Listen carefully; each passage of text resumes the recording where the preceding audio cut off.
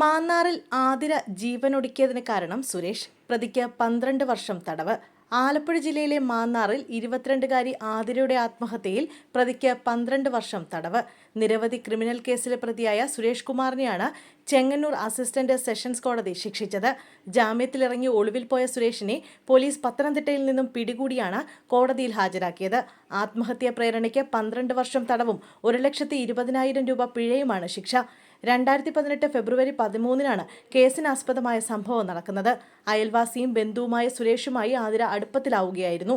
ഇതറിഞ്ഞ മാതാപിതാക്കൾ ഭാര്യയും കുട്ടികളുമുള്ള സുരേഷുമായുള്ള ബന്ധത്തിൽ നിന്നും ആതിരയെ വിലക്കുകയും മറ്റ് വിവാഹാലോചനകൾ നോക്കുകയും ചെയ്തു. ഇതിനിടയിലാണ് യുവതിയെ ജീവനൊടുക്കിയ നിലയിൽ കണ്ടെത്തിയത്. ആതിര മറ്റാരെങ്കിലും വിവാഹം കഴിക്കുമെന്ന വിരോധത്തിൽ സുരേഷ് യുവതിയെ ആത്മഹത്യയ്ക്ക് പ്രേരിപ്പിച്ചെന്നാണ് കേസ്. മാതാപിതാക്കൾ ശകാരിച്ചതിലുള്ള മനോവിഷമത്തിലാണ് ആതിര ജീവനൊടുക്കിയതെന്ന് പിതാവ് രവി മാന്നാർ പോലീസിൽ മൊഴി നൽകി. തുടർന്ന് അസ്വാഭാവിക മരണത്തിനാണ് ആദ്യം പോലീസ് കേസെടുത്തത്.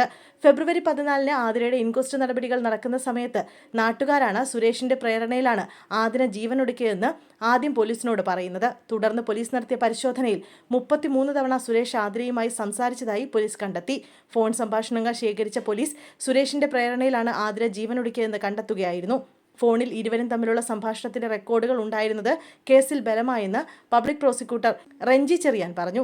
ഇതിനിടെ ജാമ്യത്തിലിറങ്ങിയ പ്രതി ഒളിവിൽ പോയി. കോടതിയിൽ ഹാജരാവാഞ്ഞതോടെ വിചാരണ നീണ്ടു. ഒടുവിൽ പത്തനംതിട്ടയിലെ ഒളിസങ്കേതത്തിൽ നിന്നാണ് പോലീസ് സുരേഷിനെ പിടികൂടി കോടതിയിൽ ഹാജരാക്കിയത്.